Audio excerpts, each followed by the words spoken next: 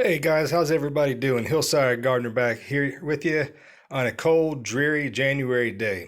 So, about this time of year, if you're an avid gardener like myself, you kind of start going a little stir crazy. You've gotten through the holidays and now you're looking ahead to spring, which is a long ways off. And it's really too early to start planting a lot of seeds because if you start them now, they're just going to get huge and hard to manage unless you have a proper growing setup or grow tents or even a grow room or something. You're just going to run out of space. So, what I like to encourage people to do for January, when there's nothing else you can really be planting or doing unless you live, deep south or something, but then makes you so jealous. Anyways, I received this book a couple years ago as a gift, and this book legitimately helped me understand more of the aspects of pepper farming.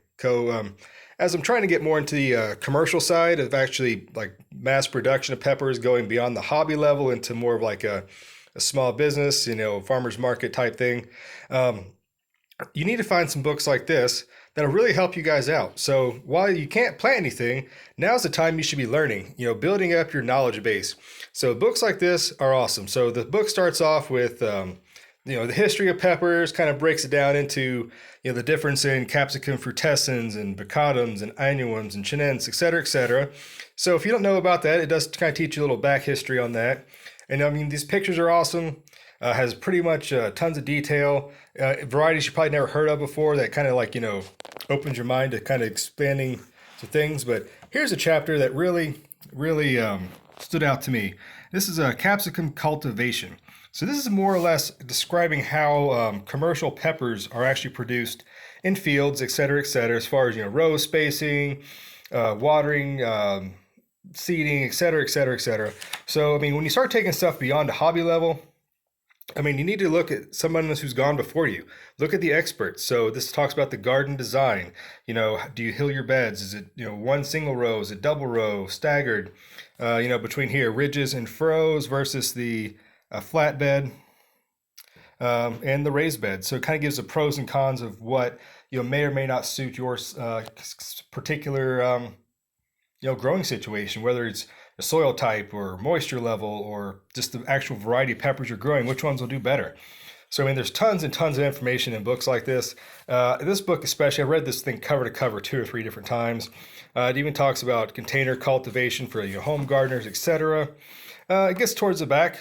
It's going to tell you about how to process and preserve, kind of how other people around the world, how they dry their chilies, how they preserve them. And in the back, it kind of gets into some recipes and how to make cheeses and pickling and preserving, etc. But, that's just one example of a book I have that I really like to refer to a lot. So that being said, this winter, while you can't get out in the garden, it doesn't mean you can't do anything for your garden. So spend this time reading books on composting, whether it be pepper cultivation, new tomato varieties. Learn something, learn a new skill that's going to translate and, be able to apply as soon as the springtime comes around. So like I try to say, gardening is a full-time, all-year endeavor. It's an awesome hobby. Never give up learning, never stop. Always trying to add something to your arsenal. You know what I mean? So this book helped me out. Hopefully, if anybody is interested, this is not an endorsement. This is just me talking.